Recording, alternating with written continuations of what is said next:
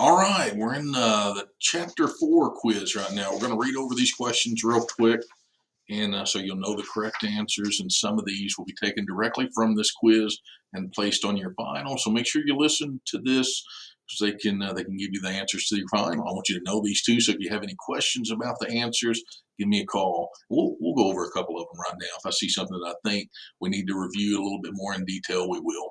Question number 1 of chapter 4 is, which of the following penal sanctions has the goal of changing an offender's behavior and perhaps personality? That's treatment. Yeah, the correct answer is treatment. Question number 2, in which of the following laws is the term precedent used?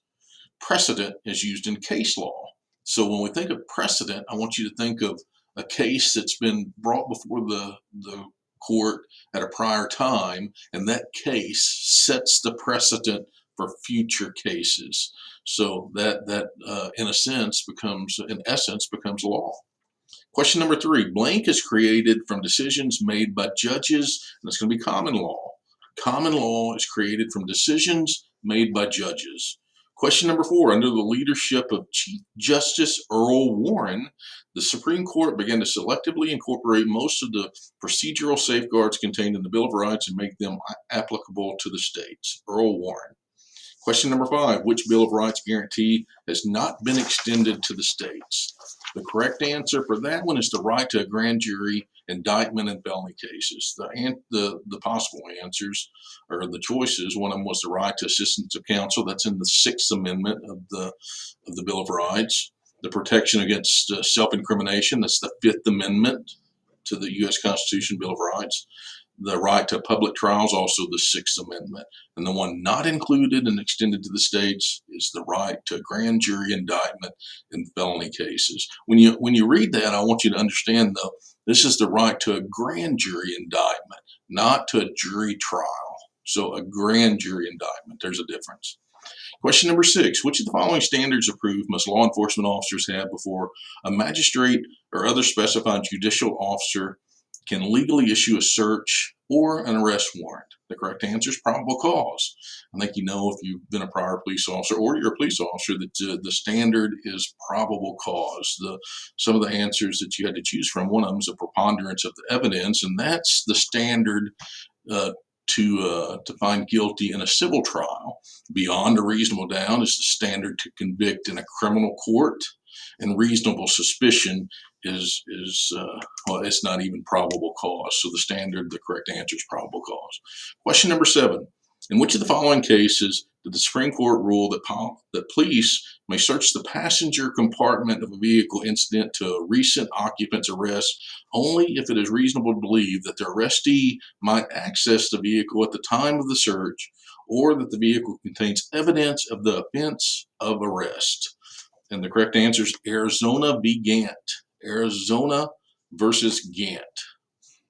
Question number 8, which of the following cases created an inevitable discovery exception in the exclusionary rule? Here you've got to understand the exclusionary rule, which tells us that any evidence obtained illegally or wrongfully obtained by police officers or anyone in power to collect evidence would be excluded from use in court. So you can't use that as evidence, and that's the exclusionary rule.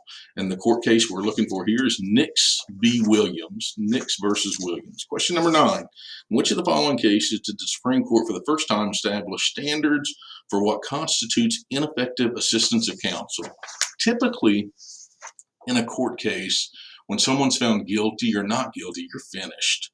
So here, the only thing we're looking for is the only thing that can, when someone's in prison, they've been found guilty, that a lot of lawyers look to turn over as a constitutional violation is ineffectiveness of counsel, because in a sense, they don't get the counsel that the Constitution guaranteed they would get. So if you can prove that, you can get a case brought before the court again and retried. In that case, Strickland v. Washington. Strickland versus Washington. Question number 10, in which of the following cases was the 8th Amendment prohibition of cruel and unusual punishment extended to trials in state courts? That's Robinson v. California. Question number 11, the principle of using precedents to guide future decisions in court cases is called stare decisis. Stare decisis. That's the legal principle of determining points in litigation according to precedent. That's past court cases. The other venues, just location of court.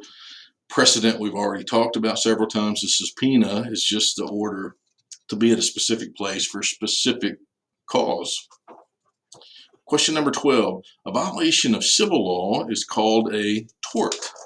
That's a tort. Question 13. The place of the trial, and we just talked about this, the place of the trial is called the venue.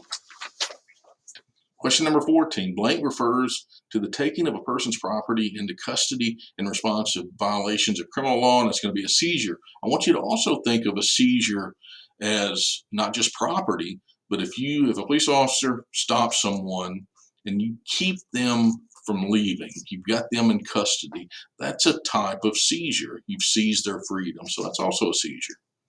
Question number 15. Admission by a person accused of a crime that he or she has committed the offense charged is called a confession. I think even if you're not in this class, I think we can narrow it down and come up with that answer that a confession is that. That's chapter 4. Those aren't bad. We'll go to chapter 5 within the next day or so. If you have any questions, don't hesitate to call. Thank you.